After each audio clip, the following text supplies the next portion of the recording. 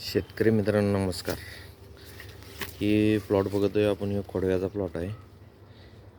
साधारण अर्धा एकरचा प्लॉट आहे ह्यो. त्यामध्ये हे असं आम्ही ऊस दाबून घेतले आणि ही पाईप दिसते, ही रेन पाईप आहे.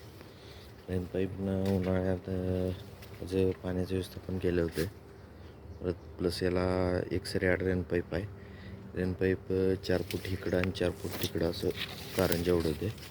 त्यामुळं एक सरी असं आम्ही पाईप टाकली. ह्या सरीला पाईप नाही आहे, परत इकडे सरी नाही, इथल्या मधल्या सरीला पाईप आहे. ऊसाची क्वालिटी बघू शकता. आणि प्लस आणि हा ऊस असा दाबून घेतला आहे. ऊस दाबून घेतल्यामुळं काय फायदा आहे, हवा खेळती राहत्या आणि ऊस पडत नाही. बघू शकता ऊस.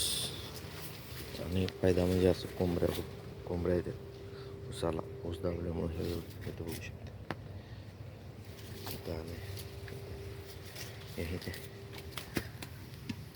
हे ऊस दाबून इथनं सूर्यकिरण वरनं पडल्यामुळं नाही असं कोंबडे येतात. हे असं आहे, हे कोंबड्या येतात. हे रोप लावून होती.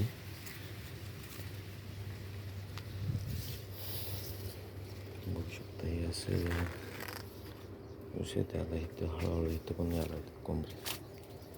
ही आहे का ही कोंबडी.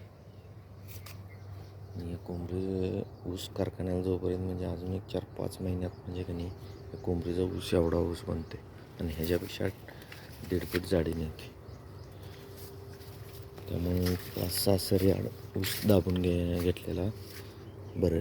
6 सरी आड ऊस दाबून घेतला असा की मधला ऊस आहे ते उभा राहतो, हे कडेचा आणि त्या कडेच्या ऊसाचा सपोर्ट त्याला राहतो. त्यामुळे ऊस पडत नाही.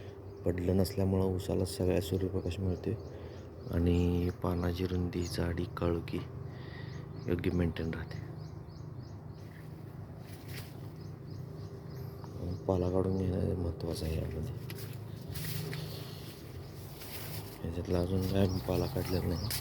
पाला काढून घ्यायला भेटलं तेवढं चांगलं. बुडक्यात सूर्यप्रकाश पडतो आणि कोंबड्या येतात.